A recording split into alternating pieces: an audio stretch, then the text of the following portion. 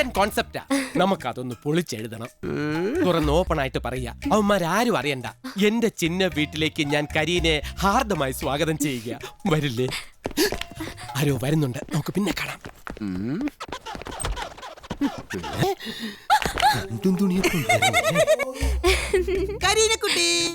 എന്താ ഇങ്ങനെ മൂടി പൊതച്ച് വന്നിരിക്കുന്നേ? ആരെങ്കിലും കണ്ടാലോ എന്ന് പേടിച്ചിട്ടാ?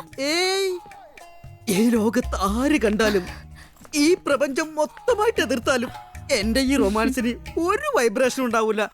എനിക്ക് ഈ ലോകത്ത് വേറെ ആരുമില്ല, എന്റെ കരീന കുട്ടിയല്ലാതെ.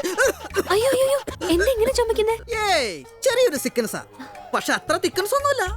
അല്പം കൂടി ഡോസ് കൂടിയ മെഡിസിൻ കഴിച്ചാൽ വേഗം ഡൈലൂട്ടായി പോകാവുന്നതേ ഉള്ളൂ. ഈ സമയത്ത് ഇങ്ങനെ പനി വരാതെ സൂക്ഷിക്കേണ്ടതായിരുന്നില്ലേ? അത് ഞാനൊരു റിസർച്ച് നടത്തി നോക്കിയതല്ലേ. റിസർച്ചോ? അതെ, പനിക്കുള്ളൊരു ഗുളിക ഫ്രീ ആയി കിട്ടിയപ്പോൾ പനി വരുമോ എന്നറിയാൻ വേണ്ടി ഞാൻ മഴയത്ത് പോയി നിന്നു. പരീക്ഷണം സക്സസ് ആയി, പനി വന്നു. പക്ഷേ പല ഗുളികകളും മാറി മാറി കഴിച്ചിട്ടും പനി ചുമ മാറണില്ല. കരീനക്കുട്ടി പറയൂ, ഏട്ടനിനി എന്താ ചെയ്യേണ്ടത്?